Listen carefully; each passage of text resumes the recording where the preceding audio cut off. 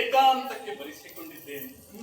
ಒಂದೆರಡು ಮಾತುಗಳನ್ನಾಡಲು ಉತ್ಸುಕನಾಗಿದ್ದೇನೆ. ಓಹ್ ಹನುಮ, ಸೀತೆಯನ್ನು ಕಳೆದುಕೊಂಡು ಶೂನ್ಯ ಭಾವದಲ್ಲಿ ಇದ್ದಂತಹ ನಾನು ಎಂದು ನಿನ್ನನ್ನ ಕಂಡೆನು. ಅದೇನೋ ಒಂದು ರೀತಿಯ ಸಮಾಧಾನ ಭಾವವನ್ನು ತಾಳಿದವ, ವಿಶೇಷವಾದಂತಹ ವಾತ್ಸಲ್ಯವನ್ನು ನಿನ್ನಲ್ಲಿ ತೋರ್ಪಡಿಸಿದವ. ಪ್ರಾಯಶಃ ಸೀತೆಯನ್ನು ಹೊರತುಪಡಿಸಿ ನನ್ನ ಆಲಿಂಗನಕ್ಕೆ ಒಳಗಾದಂತಹ ಏಕೈಕ ವ್ಯಕ್ತಿ ಅಂದರೆ ಅದು ನೀನೇ. ಭಕ್ತಿ, ಶಕ್ತಿ, ಯುಕ್ತಿಗಳ ಸಮನ್ವಯತೆ, ಅನನ್ಯತೆಯ ಪ್ರತೀಕ ನೀನು. ನಿನ್ನನ್ನು ಈ ಕಾಲಕ್ಕೆ ಇಲ್ಲಿಗೆ ಕರೆಸಿಕೊಂಡಂತಹ ಕಾರಣ ಮತ್ತೇನಲ್ಲ, ವರ್ತಮಾನವನ್ನು ನೀನು ಬಲ್ಲವನೇ ತಾನೆ. ಸೀತಾ ಅನ್ವೇಷಣೆಗೆ ಸುಗ್ರೀವಾಜ್ಞೆಯಂತೆ ನೀವೆಲ್ಲ ಹೊರಟು ನಿಂತವರು. ನೀನು ತಿಳಿದ ಹಾಗೆ ರಾವಣ ಎನ್ನುವ ಸೀತೆಯನ್ನು ಅಪಹರಿಸಿದ್ದಾನೆ. ವರ್ತಮಾನ ತಿಳಿದಿದ್ದಿಷ್ಟೇ. ನಾವು ತಿಳಿದುಕೊಂಡ ಹಾಗೆ ಇಲ್ಲಿಂದ ದಕ್ಷಿಣ ದಿಕ್ಕಿನಲ್ಲಿ ರಾವಣನಿದ್ದಾನೆ. ಲಂಕಾಪಟ್ಟಣ ಎನ್ನುವುದನ್ನು ನಿರ್ಮಿಸಿಕೊಂಡು ಅವನಿದ್ದಾನೆ ಎನ್ನುವ ಮಾತ್ರ ವಿಷಯ ನಮಗೆ ಗೊತ್ತು. ಹಾಗಾಗಿ ದಕ್ಷಿಣಕ್ಕೆ ಹೊರಟಂತಹ ನಿಮ್ಮನ್ನೇ ಪ್ರತ್ಯೇಕವಾಗಿ ನಾನು ಕೇಂದ್ರೀಕರಿಸಿ ಮಾತನಾಡುತ್ತಿದ್ದೇನೆ. ಬಹಳ ಒಳ್ಳೆಯ ಸೇನೆ, ಹಳೆಯದಾದಂತಹ ಆದಿಜಾಂಬವ ಸತ್ಯಯುಗದ ಈ ಕಾಲದ ಅಂಗದ ಮಧ್ಯದಲ್ಲಿ ನೀನು ಬಹಳ ಒಳ್ಳೆಯ ತಂಡನಿಗುವುದು. ನನಗೊಂದು ಆತ್ಮವಿಶ್ವಾಸ, ಯಾರು ಯಾರೋ ಅಲ್ಲ, ಸೀತೆಯನ್ನ ಖಂಡಿತಕ್ಕೂ ಕಂಡು ಬಂದಲ್ಲಿ ಅವಳ ವಾರ್ತೆಯನ್ನು ತಂದರೆ ಅದು ಹನುಮಂತನೇ ಎಂಬುದು ನನ್ನ ಅಂತರಂಗದಲ್ಲಿರುವಂತಹ ನಂಬಿಕೆ. ಹಾಗಾಗಿ ಖಂಡಿತಕ್ಕೂ ನೀನು ಮುಂದೆ ಸೀತೆಯನ್ನು ಕಂಡ ಕಾಲಕ್ಕೆ ನಿನಗೆ ಅವಳು ಸೀತೆ ಎನ್ನುವುದು ಬೇಸಿ ಆಗಲಿಕ್ಕಿಲ್ಲ. ಇದುವರೆಗೂ ನೀನು ಸೀತೆಯನ್ನು ಕಂಡವನಲ್ಲ, ಅಥವಾ ನೀನು ನನ್ನಿಂದ ಕಳುಹಿಸಲ್ಪಟ್ಟವ ಎಂದು ಸೀತೆಯು ಅರಿಯಲಾಗುತ್ತಾನೆ. ಯಾವ ಸ್ಥಿತಿಯಲ್ಲಿ ಅವಳಿದ್ದಾಳೋ ಏನು. ಹಾಗಾಗಿ ಕೆಲವೊಂದು ವಿಷಯಗಳನ್ನು ನಿನ್ನಲ್ಲಿ ಅಂತರಂಗದಲ್ಲಿ ಅಂದರೆ ಹುಟ್ಟಾಗಿ ಅರಗುತ್ತೇನೆ. ಸೀತೆಯದ್ದಾದಂತಹ ವಿಶೇಷವಾದ ಲಕ್ಷಣಗಳನ್ನು ಜೊತೆಯಲ್ಲಿ ನಾನು ಹಾಗೂ ಸೀತೆ ಏಕಾಂತದಲ್ಲಿ ಇರುವಂತಹ ಕಾಲಕ್ಕೆ ನಡೆದಂತಹ ಕೆಲವು ಘಟನೆಗಳನ್ನ ಗುಟ್ಟಾಗಿ ನಿನ್ನ ಬಳಿ ಹೇಳುತ್ತೇನೆ. ಇದನ್ನು ನೀನು ಹೇಳಿದ ಕಾಲಕ್ಕೆ ಖಂಡಿತ ಗೊತ್ತಾಳೆ. ಆದರೆ ಒಂದು ವೇಳೆ ಕರೆದುಕೊಂಡು ಹೋದವ ದುರುಳನಾಗಿದ್ದಾನೆ. ಅದೆಷ್ಟೋ ಮಾಯಾ ಕೃತ್ಯಗಳಿಂದ ಅವಳನ್ನ ಬಳಸಿಕೊಳ್ಳಲು ಪ್ರಯತ್ನಿಸಿರಬಹುದೋ ಏನು. ಹಾಗಾಗಿ ಅಷ್ಟಕ್ಕೂ ಸೀತೆ ನಂಬದೇ ಇದ್ದ ಕಾಲಕ್ಕೆ ತೀರ್ಥರೂಪರಾದಂತಹ ದಶರಥರು ನೀಡಿದಂತಹ ರಾಮ ಎಂಬ ಅಕ್ಷರ ಕಿತ್ತಿದಂತಹ ಒಂದು ವಿಶೇಷವಾದಂತಹ ಮುದ್ರೆ ಉಂಗುರ ನನ್ನ ಬಳಿ ಉಂಟು. ಈ ಉಂಗುರವನ್ನ ನಿನಗೀಯುತ್ತೇನೆ. ಇದನ್ನ ಸೀತೆಗೆ ತೋರಿಸಿದ ಕಾಲಕ್ಕೆ ಖಂಡಿತಕ್ಕೂ ನೀನು ನಾನೇ ಕಳುಹಿಸಿದವ ಎಂದು ಸೀತೆ ನಂಬುತ್ತಾಳೆ. ಹಾಗಾಗಿ ಇದು ಕೆಲವೊಂದು ಮುಂದಿನ ವಿಷಯಗಳು. ಇದು ಮುದ್ರೆ ಉಂಗುರವನ್ನು ನೀಯುತ್ತೇನೆ.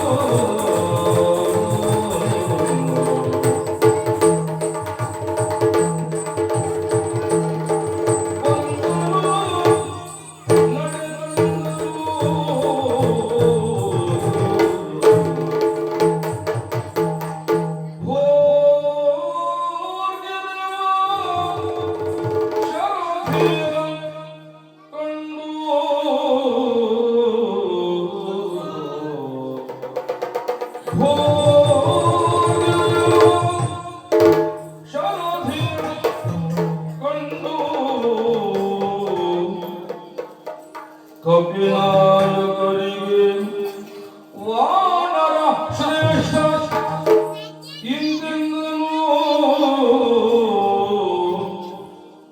ಕಪಿನಾಯಕರಿಗೆ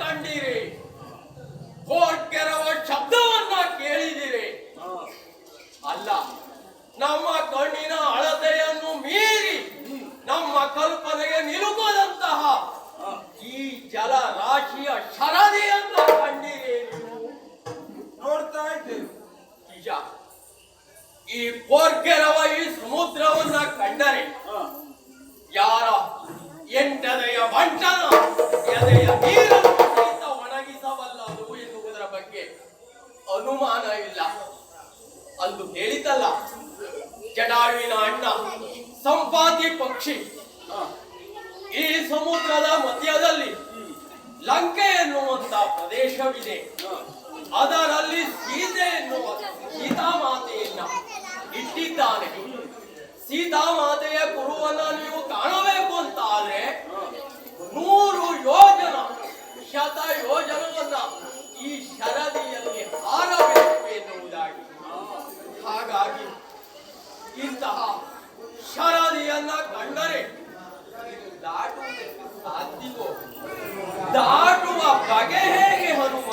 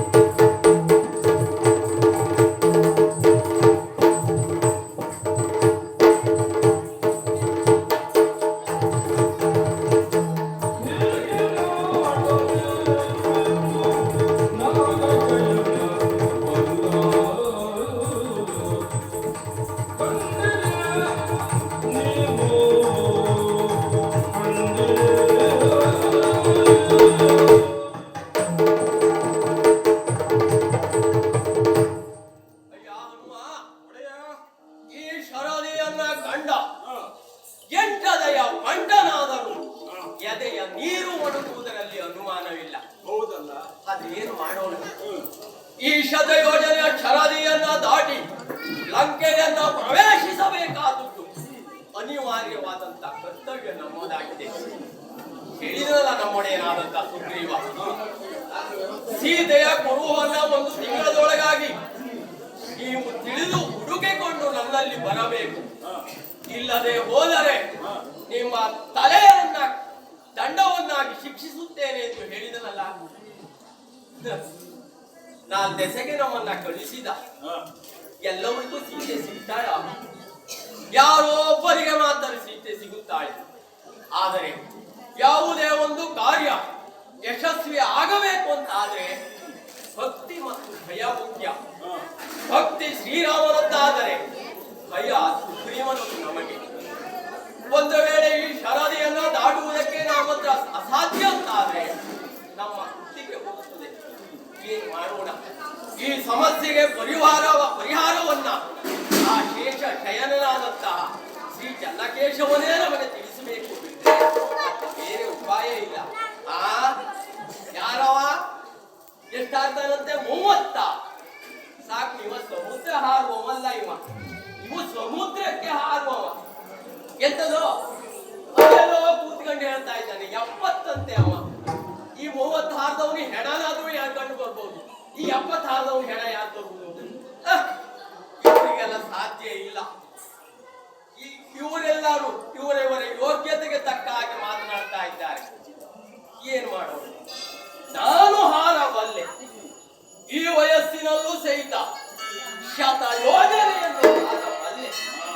ಆದರೆ ಪುನಃ ಸೀತಾಮಾತೆಗೆ ಇರುವನ್ನ ಗುರುವನ್ನ ಮತ್ತೆ ಹಿಂತಿರುಗಿ ತಿಳಿಸುವುದಕ್ಕೆ ನನ್ನಿಂದ ಸಾಧ್ಯವಿಲ್ಲ. ಇರುವುದು 3 ನಿಮಿಷ. ಒಂದು ವೇಳೆ ಅಲ್ಲಿ ಹಾರಿ ಅಲ್ಲಿ ಮತ್ತೆ ವಿಶ್ರಾಂತಿ ಪಡೆದು ಪ್ರಯತ್ನಿಸುವ ಕಾಲಾವಕಾಶ ಇಲ್ಲ. ಏನು ಮಾಡೋಣ? ರಾಮ ರಾಮ, ನೀನೇ ಇದಕ್ಕೆ ದಾರಿಯನ್ನ ತೋರಿಸಬೇಕು. ದಾರಿ ತೋರಿಸ್ತಾ ಇದ್ದಾನೆ. ಒಂದು ವ್ಯಕ್ತಿಯ ಯೋಗ್ಯ ವ್ಯಕ್ತಿಯ ಯೋಗ್ಯತೆಯನ್ನ ಅಳೆಯುವುದು ಅಂತಾದ್ರೆ ಇನ್ನೊಂದು ಯೋಗ್ಯ ವ್ಯಕ್ತಿಯಿಂದ ಮಾತ್ರ ಸಾಧ್ಯ. ಯಾರ್ಯಾರ ಯೋಗ್ಯತೆ ಏನು ಎಷ್ಟು ಎನ್ನುವುದು ಅಳೆಯುವ ಸಾಮರ್ಥ್ಯ ನನಗಿದೆ. ಎಲ್ಲೋ ನಾನು ಎಡವಿದನೋ ಅಂತ. ಯಾರು ಮಾಡುವುದಕ್ಕೆ ಸಾಮರ್ಥ್ಯವಿದೆಯೋ ಅವರು ಮಾತನಾಡ್ತಾ ಇಲ್ಲ. ಕೈಯಲ್ಲಿ ಬೆಣ್ಣೆಯನ್ನ ಇಟ್ಟುಕೊಂಡು ತುಪ್ಪಕ್ಕೆ ಹುಡುಕಾಡುತ್ತಾ ಇದ್ದೇನೆ. ಎದುರುಡಿಗೆ ಬೆಂಕಿಯ ಕೆಂಡ ಇದ್ದರೂ ಸಹಿತ ಬೆಂಕಿಗಾಗಿ ಹುಡುಕುತ್ತಾ ಇದ್ದಾರೆ. ಬೆಣ್ಣೆಗೆ ಸ್ವಲ್ಪ ಕಾಯಿಸಿದರೆ ತುಪ್ಪ ಆಗ್ತದೆ, ಕೆಂಡಕ್ಕೆ ಸ್ವಲ್ಪ ಗಾಳಿ ಹಾಕಿದರೆ ಬೆಂಕಿ ಆಗ್ತದೆ. ಹಾಗಾದ್ರೆ ನಮ್ಮಲ್ಲೂ ಇದ್ದಾರೆ ಹನುಮ.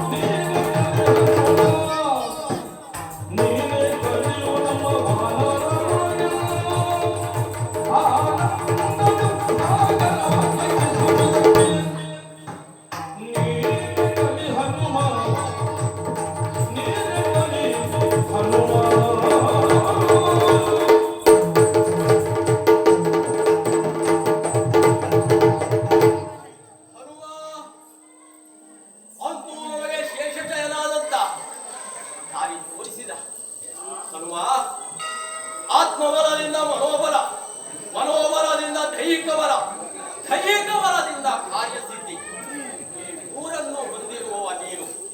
ಹಾಗಾಗಿ ನೀನು ಆಲೋಚಿಸಬೇಕಾದಂತಹ ಅವಶ್ಯ ಇಲ್ಲ. ಸುಮೇರು ಪರ್ವತದಂತಹ ಹೊಳೆಯುವ ನಿನ್ನ ವಜ್ರ ಶರೀರ,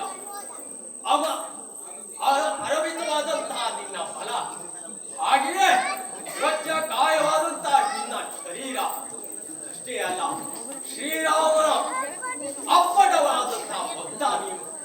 ಹೀಗಾಗಿ ನಿನ್ನಿಂದಲೇ ಸಾಧ್ಯ, ನೀನೇ ಈ ಕಾರ್ಯಕ್ಕೆ ಯೋಗ್ಯವಾದಂತಹ ವ್ಯಕ್ತಿ. ಏನು ಹನುಮ, ಏನು ಎದ್ದೇಳು, ನಿನ್ನಿಂದಲೇ ಈ ಕಾರ್ಯ ಸಾಧ್ಯ.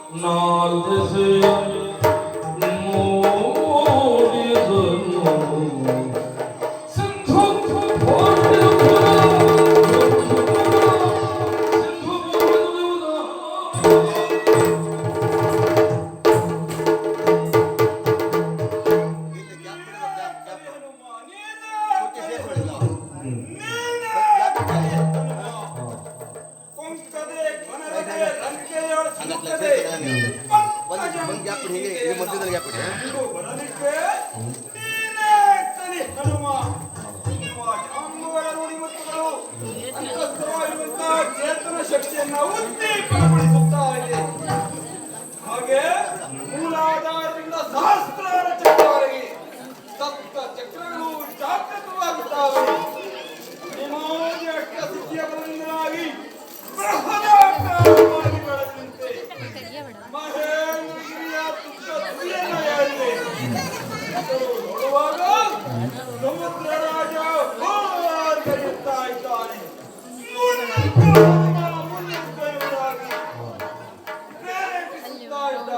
ವಿಜೃಂಭಿಸುತ್ತಾ ಇದ್ದಾನೆ.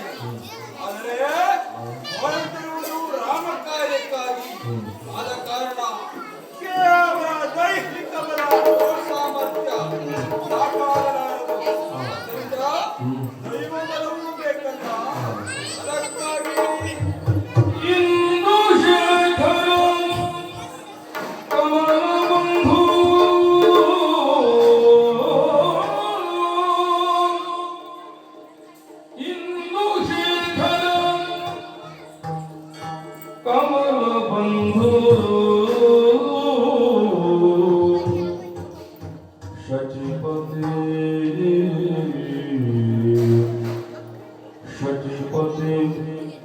लक्ष्मी स्कंद लक्ष्मी स्कंद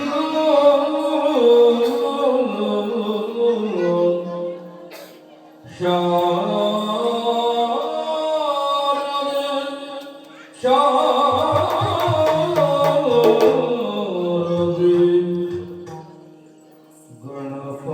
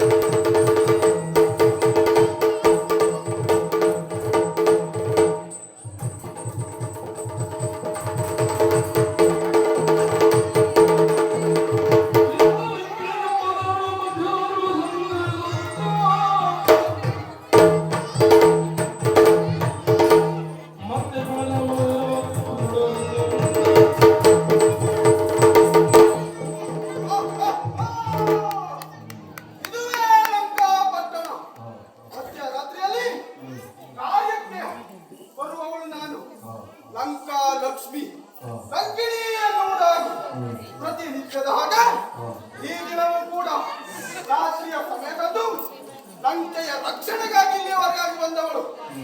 ನಾನು ಕಾರ್ಯದಲ್ಲಿ ನಿರತರಾಗಿರುವಂತ ಸಂದರ್ಭದಲ್ಲಿ ಯಾರು ಲಂಕೆಯ ಒಳ ಪ್ರವೇಶ ಮಾಡುವುದಿಲ್ಲ. ಪ್ರತಿನಿತ್ಯದ ಹಾಗೆ ಇಂದು ಕಾರ್ಯದಲ್ಲಿ ನಿರತರಾಗಿರುತ್ತಾರೆ.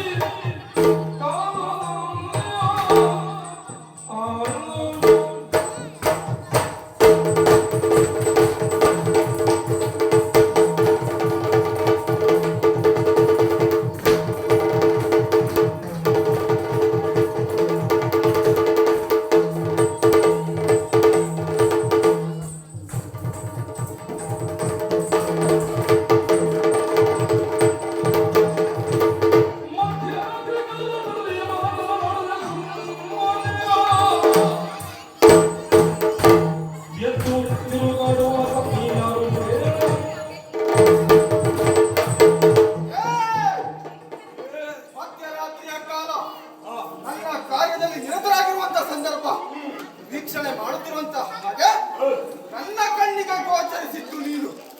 ಯಾರು ನೀನು? ನಿಗೆ ಯಾಕೆ ಬಂದೆ? ಎಲ್ಲವನ್ನ ಹೇಳು. ನಡೆ. ನಾನು ರಾತ್ರಿ ಕಾಲದಲ್ಲಿ ಬಂದ್ರು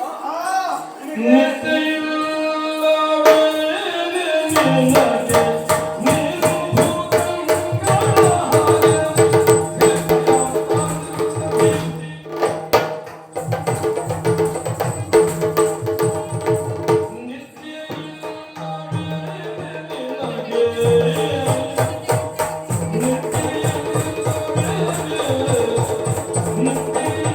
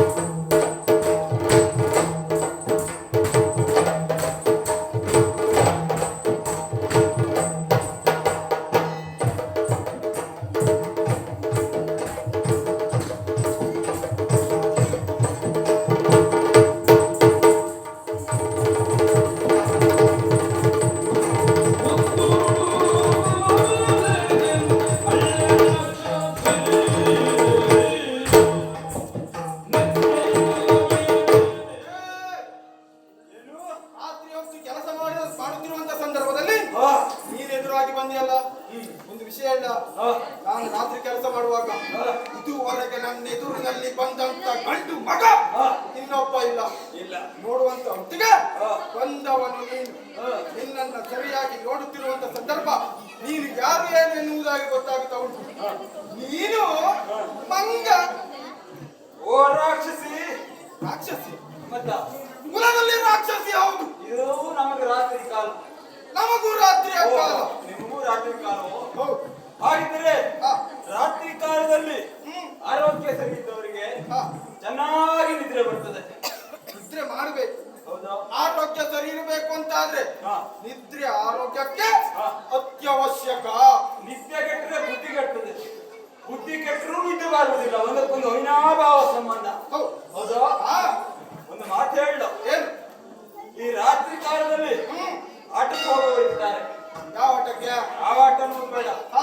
ಅವ್ರಿಗೆ ಹೋಗ್ಲೇಬೇಕು, ಇಲ್ಲದ ನಿದ್ರೆ ಬರುವುದಿಲ್ಲ. ಹೌದು. ಹೌದಾ? ಕೆಲವರ ಪರಿಸ್ಥಿತಿ ಹಾಗೆ. ಹಾಗೆ ಆಟ ಇಲ್ಲ ಅಂತಾದ್ರೂ ನಿದ್ರೆ ಬರುವುದಿಲ್ಲ. ಇಲ್ಲವೇ ಇಲ್ಲ. ನಿದ್ರೆ ಬರಬೇಕಾ? ಆಟ ಬೇಕು. ಹಾ. ಮತ್ತೊಂದು ವರ್ಗ ಉಂಟು, ಯಾವುದು? ತೋಟಕ್ಕೆ ಹೋಗುವವರು. ಅಲ್ಲ, ರಾತ್ರಿಗೆಲ್ಲ ದೊಡ್ಡ ಕೆಲಸ. ಆದ್ರೆ ರಾತ್ರಿಗೆಲ್ಲ ಹಾ. ದುಡಿಮೆಯ ವರ್ಗ ಅಂತ ನಾನು ಹೇಳುವುದು. ಅವ್ರಿಗೆ ಗೊತ್ತಾಗ್ತದಲ್ಲಿ ನಿದ್ರೆ ಬರ್ತದೆ. ಹೌದಾ? ಹಾ. ಹಾಗಿದ್ರೆ ಈ ರಾತ್ರಿಯ ಕಾಲದಲ್ಲಿ ಅತ್ತಿಂದಿತ್ತ ಇತ್ತಿಂದತ್ತ ಹೀಗೆ ಸುಳಿದಾಡ್ತಾ ಇದೆಯಲ್ಲ, ಏನು ನಿದ್ರೆ ತೊಂದ್ರೆ ಉಂಟು ನಿಮ್ಗೆ? ನಿದ್ರೆ ಕಾಯಿಲೆ ಇಲ್ಲ. ಹಾ. ನಿದ್ರೆ ಬರುವುದಿಲ್ಲ ಅಂತಲ್ಲ, ಹಾ. ನಿದ್ರೆ ಬರ್ತದೆ. ಹಾ. ಅಲ್ಲಿ ನನಗೊಂದು ಕಾರ್ಯ ಉಂಟು. ನಾನು ನಿದ್ದೆ ಕೆಡುವುದು ಯಾವುದಕ್ಕಾಗಿ? ಇಲ್ಲಿಯ ರಕ್ಷಣೆಗಾಗಿ. ಹಾ. ಇಲ್ಲಿಯ ರಕ್ಷಣೆ ಹಾ. ನನ್ನ ಹೊಣೆ. ಓಹೋ, ಅಲ್ಲ ನಿದ್ರೆ ಬಾರದೆ ಹೋದ್ರೆ ಹಾ. ನಮ್ಮ ಹತ್ರ ಒಳ್ಳೆ ಔಷಧಿ ಉಂಟು. ಓ, ನೀನು ಹಾ. ಈ ನಿದ್ರೆ ಬರ್ದಂತವರಿಗೆಲ್ಲ ಔಷಧಿ ಕೊಡುವವನ? ಹೌದು, ನಿದ್ರೆ ಬರೆದವರಿಗೆ ಔಷಧಿ ಕೊಡುವ ಅಂತಲ್ಲ, ಹಾ. ನಿಮಗೆ ಬೇಕಾದ್ರೆ ನಮಗೂ ಗೊತ್ತುಂಟು ಅಂತ. ಅಲ್ಲ, ನನಗ ಸಮಸ್ಯೆ ಇಲ್ಲ. ಹಾ. ನನ್ನ ಕಾರ್ಯ ಏನು ಹಾ. ಅದನ್ನು ನಾನು ಮಾಡ್ತಾ ಇದ್ದೇನೆ. ಹಾ. ಹಾಗಾಗಿ ಹೇಳು, ಹಾ. ನನ್ನ ಕಾರ್ಯದಲ್ಲಿ ನಿರತರಾಗಿರುವಂತ ಸಂದರ್ಭದಲ್ಲಿ ನೀನು ಇಲ್ಲಿಯವರೆಗಾಗಿ ಬಂದೆ. ಹಾ. ಯಾರು ನೀನು? ಹಾ. ಯಾಕಾಗಿ ಬಂದೆ? ಹಾ. ಬಂದ ಕಾರಣವೇನು? ಹಾ. ಅದನ್ನ ನಾನು ಹೇಳ್ಬೇಕು. ನೀನ್ ಯಾರು ಅನ್ನೋದನ್ನ ಮೊದಲು ಹೇಳು.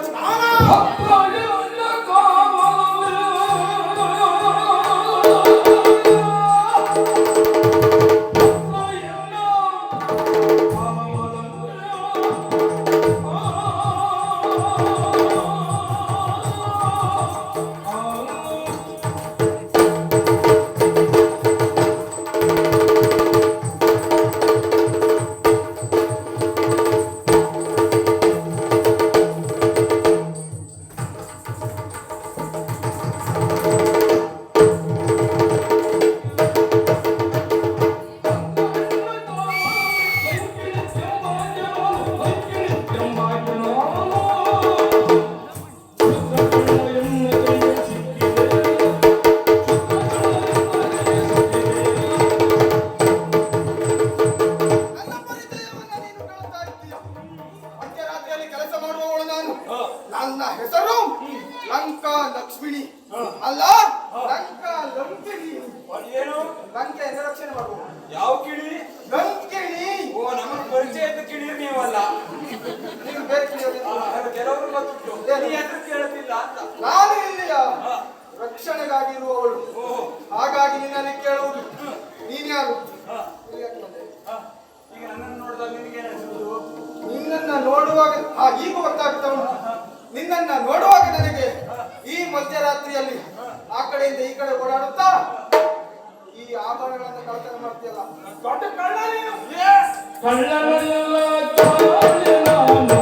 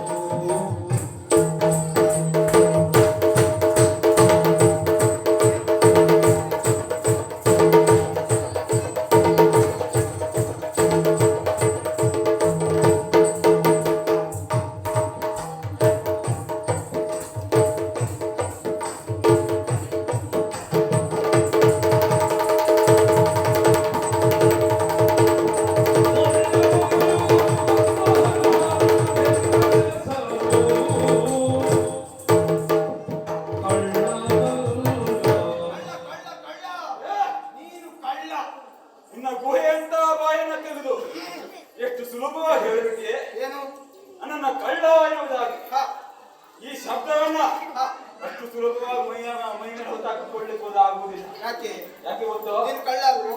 ನಾನು ಕಳ್ಳ ಅಲ್ಲ. ಅಂದ್ರೆ ಕಳ್ಳ ಅಲ್ಲ ಯಾರಲ್ಲ? ಹೇಳ್ತೇನೆ ಕೇಳು. ಏನು? ಮತ್ತೇನಲ್ಲ, ಆ, ನಮ್ಮೊಡೆಯನ ಅನರ್ಹ್ಯವತ್ತ ಒಂದು ಹ್ಮ್, ಕಳ್ಳತನ ಆಗಿದೆ. ಹಾ, ಇಲ್ಲಿ ಒಬ್ಬ ಮಹಾಪುರುಷ ಅದನ್ನ ಕದ್ದು ತಂದಿಟ್ಟುಕೊಂಡಿದ್ದಾನೆ. ಅದನ್ನ ಹುಡುಕುತ್ತಾ ಬಂದವ ಹೊರತು ಹಾ, ನಾನು ಕಳ್ಳ ಅಲ್ಲ. ನೀನು ಕಳ್ಳ ಅಲ್ಲ. ನನ್ನನ್ನ ಕಳ್ಳ ಅಂತ ಹೇಳಿ ದೊಡ್ಡ ದೊಡ್ಡ ಕಳ್ಳರಿಗೆಲ್ಲ ಅವಮಾನ ಮಾಡಬೇಡ ನೀನು. ಯಾಕೆ? ಹೇಳಿದ್ದೇನೆ ನಾನು. ಏನು? ಇಲ್ಲೆಲ್ಲ ಮಹಾ ಕಳ್ಳರಿದ್ದಾರಂತೆ. ಹಾ, ಮತ್ತೊಬ್ಬರ ಸಂಪತ್ತನ್ನ ದೋಚುವುದನ್ನ ಬಿಡು, ಹಾ, ನಗನಾಣ್ಯವನ್ನು ದೋಚುವುದನ್ನ ಬಿಡು, ಮತ್ತೊಬ್ಬರ ಹೆಂಡತಿಯನ್ನೇ ಕದ್ದುಕೊಂಡು ಬರುವವರಿದ್ದಾರೆ. ಅಲ್ಲ ಇದನ್ನು ನನ್ನನ್ನು ಕೇಳುವುದು ಯಾಕೆ? ಹೌದಾ ಅಂತ ಇಲ್ಲಿದ್ದಾನಂತೆ. ನಾನು ಕಳ್ತನ ಮಾಡುದು. ನೀನು ಮಾಡಲಿಲ್ಲ. ನಾನು ಹೆಣ್ಣು. ಹೌದು, ನೀನಲ್ಲ. ಒಬ್ಬರಿಗೆ ಹೇಳಿದ್ದು ಏನು? ನಿನಗೆ ಬೇಡ ಬಿಡು. ಹಾ, ನನ್ನನ್ನು ಕಳ್ಳ ಅಂತ ಹೇಳಿದೆಯಲ್ಲ, ಖಂಡಿತವಾಗಿಯೂ ಅಲ್ಲ. ಹಾ, ನಮ್ಮ ವಂಶ ಒಳ್ಳೆಯ ವಂಶ. ಹ್ಮ್, ನೀನು ಉಸಿರಾಡುವುದಕ್ಕೆ ಬೇಕಾಗಿರುವುದು ಹಾ, ಪ್ರಾಣವಾಯು. ವಾಯು. ಅದಿಲ್ಲದೆ ಹೋದ್ರೆ ಆಗುವುದಿಲ್ಲ. ಹೌದಾ? ಪ್ರಾಣ ರೂಪನೆಂದೆನಿಪ, ಹಾ, ವಾಯುವೇ ಜನಕ. ಹ್ಮ್, ಆದ ಕಾರಣದಿಂದಲಾಗಿ ಹಾ, ನನ್ನನ್ನು ವಾಯುಪುತ್ರ ಎನ್ನುವುದಾಗಿ ಗುರುತಿಸುತ್ತಾರೆ. ಮಾರುತಿ ಅಂತ ಕರೆಯುತ್ತಾರೆ. ಹಾ, ಅಂಜನಾದೇವಿ ಗರ್ಭಸಂಭೂತನಾದ ಕಾರಣದಿಂದಲಾಗಿ ಹ್ಮ್, ಆಂಜನೇಯ ಅಂತ ಗುರುತಿಸುತ್ತಾರೆ. ಇಲ್ಲಿ ನೋಡು. ಹೌದಾ? ನಮ್ಮ ಜಾತಿಯವರಿಗೆ ಸ್ವಲ್ಪ ಒಪ್ಪು ಉಂಟು, ಅದರಲ್ಲೂ ನನಗೆ ಮತ್ತು ಹೆಚ್ಚು ಉಪ್ಪಿದೆ. ಹೆಚ್ಚುಂಟು. ಹಾ, ಯಾವುದು?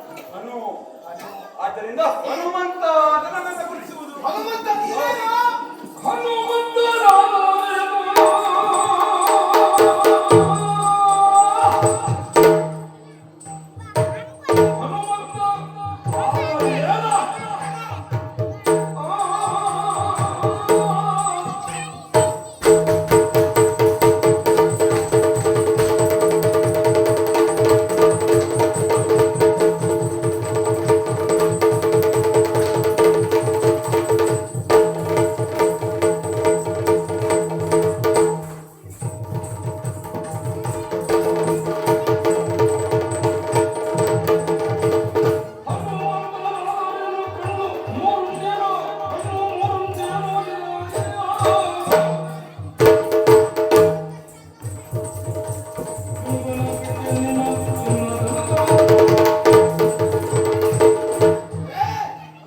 ಹನುಮಂತ ನೀನೇಯೋ?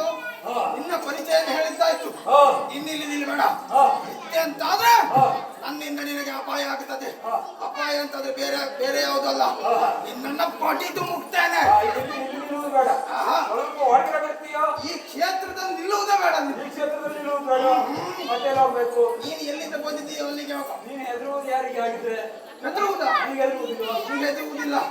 ನಮ್ಮೊಡೆಯ ರಾವಣನಿಗೆ ಮಾತ್ರ ನಾನು ಹೆದರು. ಮತ್ತೇನು ಕಣ್ಣು ಮೂರು ಅಂತ ಹೇಳಿದೆಲ್ಲ.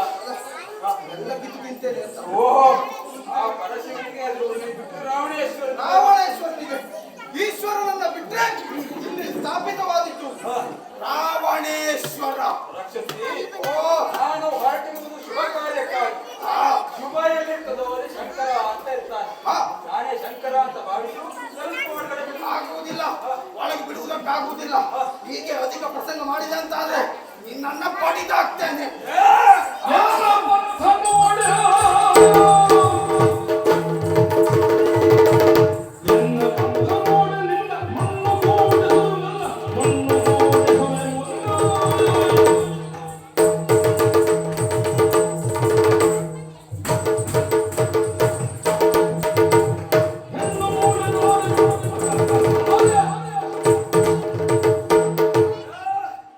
ರಾಕ್ಷಸಿ, ಅಷ್ಟು ಸುಲಭಕ್ಕೆ ಸಿಕ್ಕುವ ಅಂತ ಭಾವಿಸಿದೆಯೋ? ಈ ವಜ್ರ ದೇಹಿಯ ವಜ್ರ ಮುಷ್ಟಿಗೆ ಎಂತೆಂತ ಪರ್ವತಗಳೇ ಪುಡಿಯಾಗುವಾಗ ಇದು ಯಾವ ಲೆಕ್ಕವೇ? ಅದು ಪರ್ವತ. ನಾನು ಪರ್ವತ ಅಲ್ಲ. ನೀನು ಮಾಂಸ ಪರ್ವತ. ಅಷ್ಟೇ ವ್ಯತ್ಯಾಸ. ಗೊತ್ತಿಲ್ವಾ? ಹೋಗುದಿಲ್ವಾ?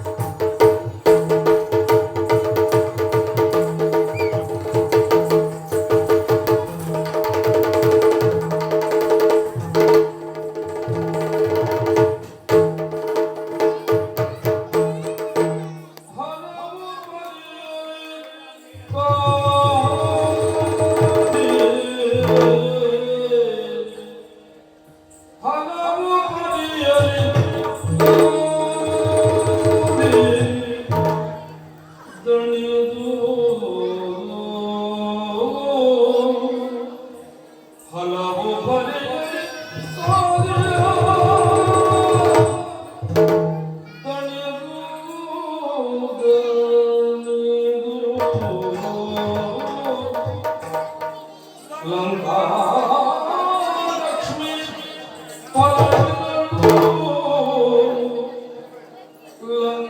ಲಂಕಾಲಕ್ಷ್ಮೀ ಫಲಗಳು ರಾವಣಗೆ ಬಂತು ದುರ್ವಿಷಯ ರಾವಣಗೆ ಬಂತು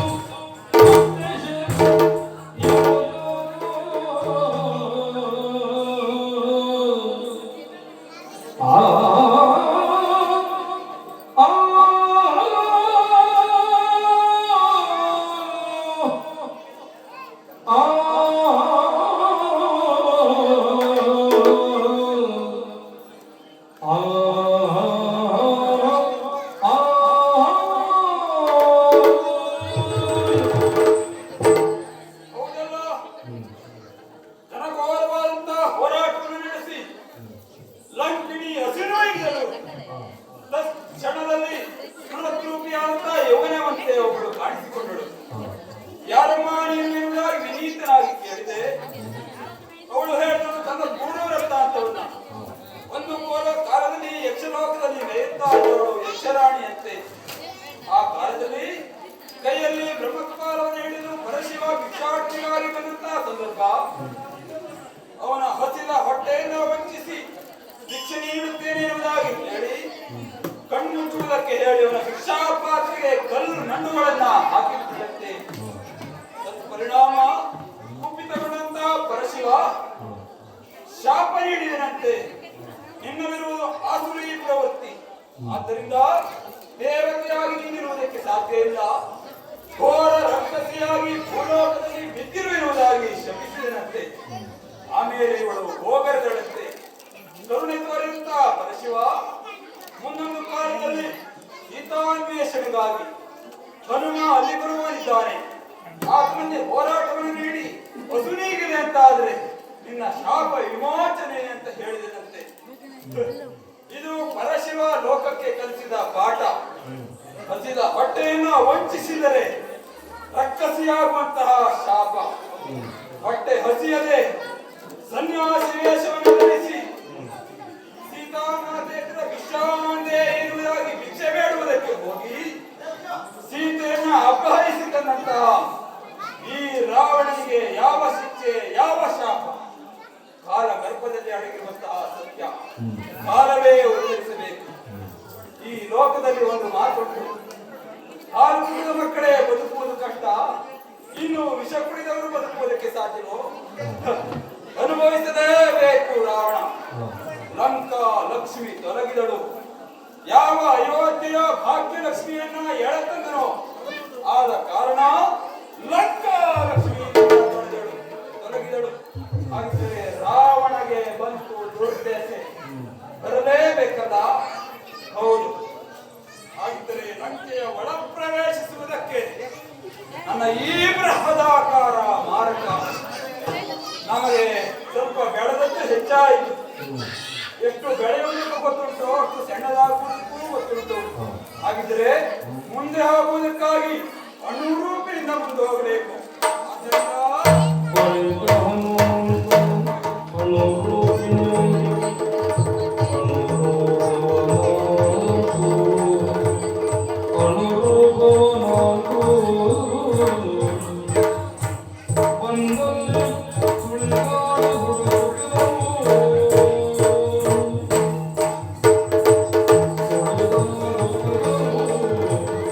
ಕುಂಭ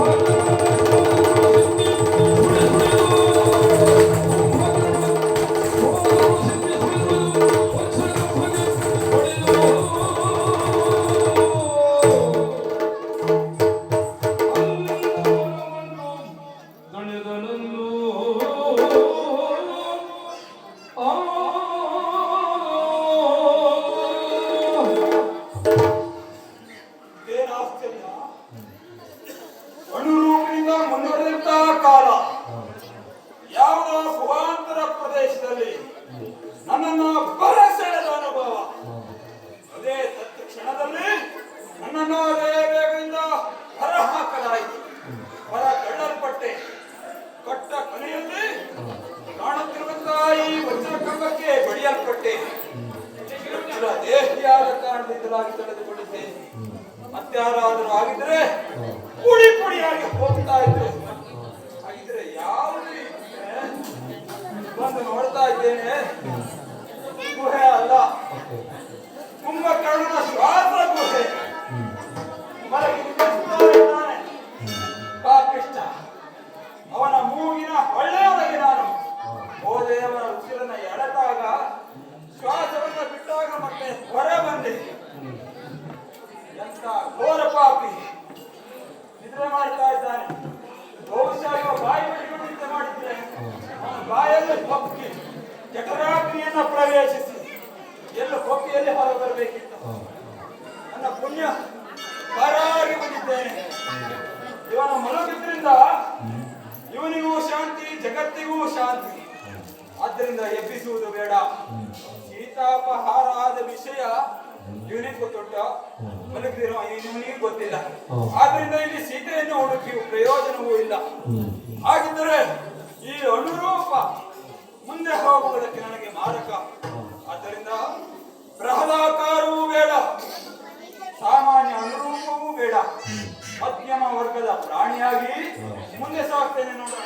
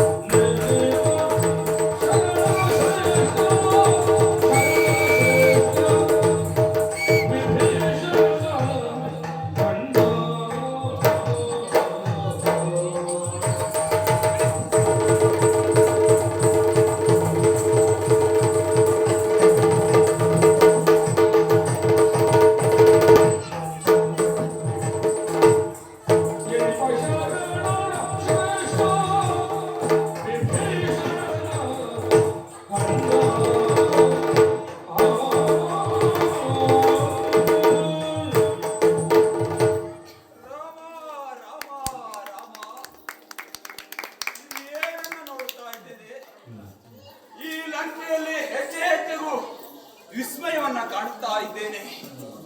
ಈ ರಕ್ಕಸರ ಬೀಡಿನ ಮಧ್ಯದಲ್ಲಿ ದುಷ್ಟರು ದುರಾಚಾರಿಗಳು ತುಂಬಿಕೊಂಡಿರುವಂತ ಈ ನಾಡಿನಲ್ಲಿ ಕೇಳಿ ಬಂತಲ್ಲ ಹರಿನಾಮ ಸ್ಮರಣೆ ನಿನಾದ.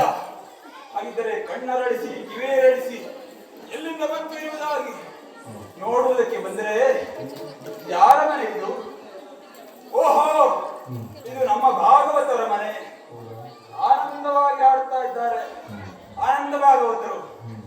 ಪರಮಶ್ರೇಷ್ಠ ಶರಣಶ್ರೇಷ್ಠನಾದಂತ ವಿಭೀಷಣ ದೇವನ ಮನೆ. ಕೇಳಿದ್ದೇನೆ ನಾನು, ರಾವಣನಿಗೆ ತಮ್ಮನಾದರೂ ಸಹ ಸಚ್ಚಾರಿತ್ರವಂತ ಶರಣ ಶ್ರೇಷ್ಠ ಹೇಳ್ತಾ ಇರುವುದು ಪರಿಣಾಮ ಸ್ಮರಣೆ. ಎಂತಹ ಸಾಹಿತ್ಯ ಇದು! ತ್ರಿನಯ ಸಕ ಅಂದ್ರೆ ಜಗತ್ತಿನ ತಾಪತ್ರಯಗಳು, ಆದಿಭೌತಿಕ, ಆಧ್ಯಾತ್ಮಿಕ, ಆದಿದೈವಿಕ ಎನ್ನುವಂತಹ ತಾಪತ್ರಯಗಳನ್ನು ನಿವಾರಿಸಬಹುದಾದ ತ್ರಿನಯ. ಪರಶಿವನಿಗೆ ಸಕ ಈತ. ಹಾಗೆ ಮಧುಸೂದನ ಅಂದರೆ ಜಗತ್ತಿನ ಕಷ್ಟವನ್ನ ಅಥವಾ ಕ್ರೌರ್ಯವನ್ನ ಮೆಟ್ಟಿ ಧರ್ಮವನ್ನ ಪ್ರತಿಷ್ಠಾಪಿಸುವಂತಹ ಮಹಾಮಹಿಮ ಮಧುಸೂದನ. ಅಚ್ಯುತ ಜಗತ್ತಿನ ಜೀವಗಳ ಸಂಕಷ್ಟವನ್ನ ಚ್ಯುತಿಯಿಲ್ಲದೆ ನಿವಾರಣೆ ಮಾಡಬಹುದಾದ ಅಚ್ಯುತ ಅನಂತ ಕೇಶವ.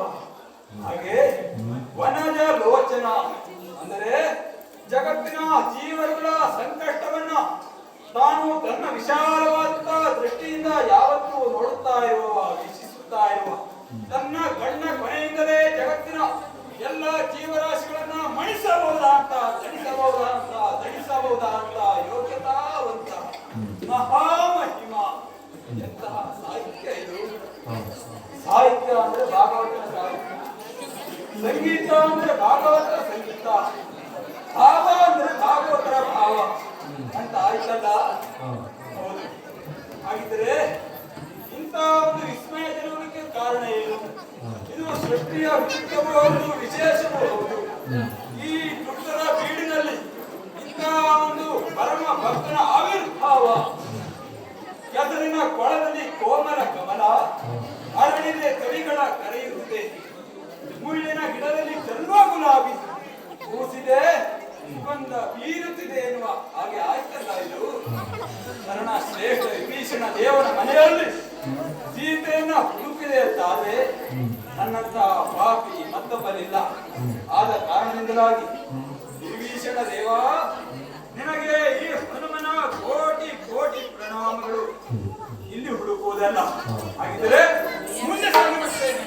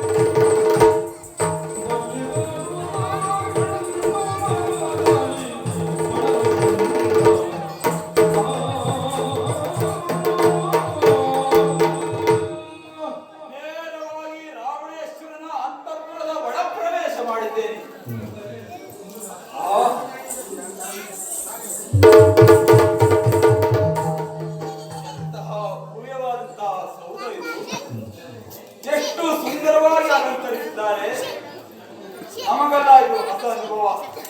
ಏಕೆಂದ್ರೆ ನಾವು ಮಂಗಗಳು ಮನೆ ಕಟ್ಟಿದವರಲ್ಲ.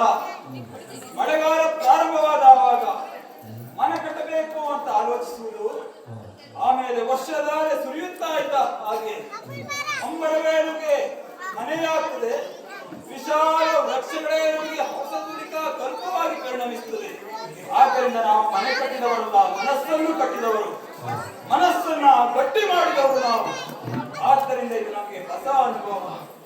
ಹಾಗೆ ನೋಡ್ತಾ ಇದ್ದೇನೆ, ಪಂಚಭೂತಗಳ ಮೇಲೆ, ನವಗ್ರಹಗಳ ಮೇಲೆ ರಾವಣೇಶ್ವರನಿಗೆ ಎಂತಹ ಹಿಡಿತ, ಎಂತಹ ಪ್ರಭುತ್ವ.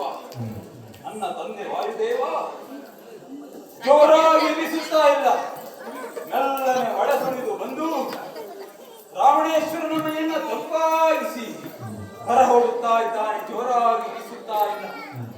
ಈ ಕೋಣೆಯನ್ನ, ಕಮರಿಯನ್ನ ಬೆಳಗುವುದಕ್ಕೆ ಬೇಕಾಗಿ ಮಂದಾಕಿನಿಯೊಂದು ಕೋಣೆಯ ಮೂಲೆಯಲ್ಲಿ ಉರಿಯುತ್ತಾ ಇದೆ. ಜೋರಾಗಿ ಉರಿಯುತ್ತಾ ಇಲ್ಲ, ತನ್ನ ಮಂದ ಪ್ರಕಾಶವನ್ನು ಮಾತ್ರ ಬೀರುತ್ತಾ ಇದೆ. ಹೌದಲ್ಲ, ವಿಶಾಲವಾಗಿ ಹರಡಿಕೊಂಡಿರುವಂತಹ ರತ್ನಖಚಿತವಾದಂತಹ ಮಂಚ, ಅದರ ಮೇಲೆ ಮೆತ್ತನೆಯ ಹಾಸಿಗೆಯ ಮೇಲೆ ತನ್ನ 10 ತಲೆಗಳನ್ನು ಇಟ್ಟು 20 ತೋಳುಗಳನ್ನ ಚಾಚಿಕೊಂಡು ಎದೆಯನ್ನ ಉಪ್ಪಿಸಿ ರಾವಣೇಶ್ವರ ಮಹಾಪ್ರಭು ಹೊರಗಿದ್ದಾನಲ್ಲ. ಎಂತಹ ವ್ಯಕ್ತಿತ್ವ, ಎಂತಹ ಆಡತನ ಇದ್ದದ್ದು. ಒಂದೆಡೆಯಿಂದ ನೋಡಿದರೆ ಬ್ರಹ್ಮ ತೇಜಸ್ಸು, ಮತ್ತೊಂದೆಡೆಯಿಂದ ನೋಡಿದರೆ 14 ಲೋಕಗಳನ್ನೇ ಗಡಗಡನೆ ನಡೆಸಿದಂತಹ ವಿದ್ರಾವಕರಾವಣನ ಭೀಕರ ವರ್ಚಸ್ಸು. ಬ್ರಹ್ಮ ತೇಜಸ್ಸು, ರಾಕ್ಷಸರ ವರ್ಚಸ್ಸು ಎರಡರ ಸಮಾಗಮವನ್ನ, ಸಂಗಮವನ್ನ ಒಂದೇ ವ್ಯಕ್ತಿಯಲ್ಲಿ ಕಾಣುವುದಕ್ಕೆ ಸಾಧ್ಯ. ಹೌದಲ್ಲ, ಮತ್ಯಾರು ಇವನ ಸಂಘಟನೆ, ಇವನ ಮೈಗೆ ತನ್ನ ಮೈಯನ್ನ ಸೋಂಕಿಸಿಕೊಂಡು ಮಲಗಿರುವವಳು ಯಾರಿವಳು? ಯಾರಿವಳು? ನಾನು ಹುಟ್ಟುತ್ತಾ ಬಂದಿರುವ ಸೀತಾಮಾತೆ, ಸೀತಾಮಾತೆ ಇವಳೇ.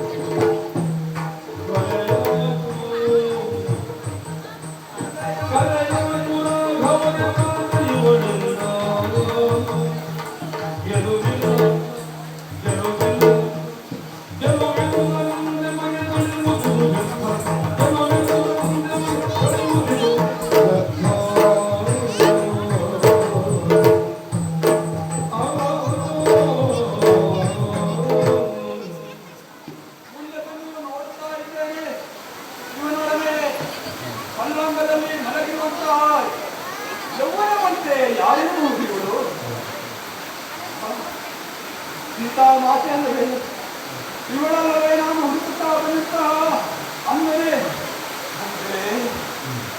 ಎಂತಹ ದೃಶ್ಯವನ್ನು ನಾನು ನೋಡ್ತಾ ಇದ್ದೇನೆ.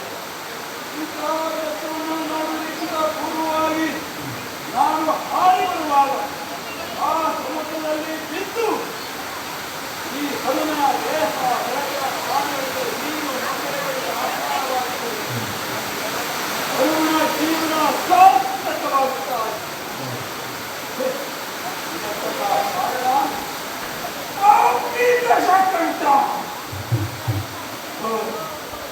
ಎಂತಹ ವ್ಯಕ್ತಿತ್ವ ಎಲ್ಲಿಗೆ ಬಂತು?